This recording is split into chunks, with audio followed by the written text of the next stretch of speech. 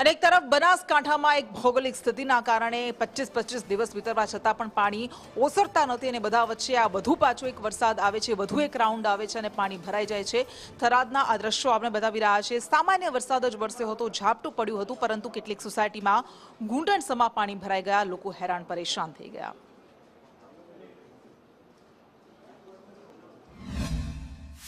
આટલું પાણી ભરાઈ ગયું છે તો વિચારો કે અડધો કલાક વધારે વરસાદ આવે તો આ વાહનની શું હાલત થશે।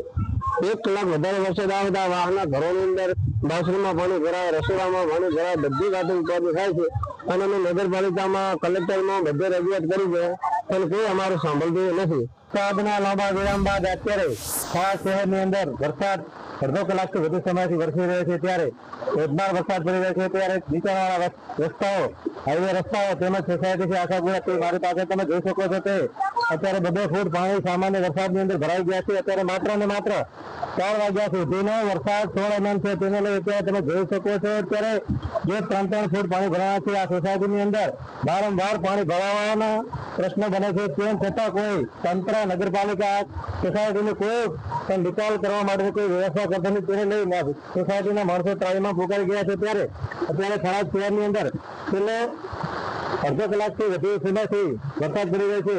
દેવડા મિસ્ત્રી, સંદેશ ન્યૂઝ, થરાદ।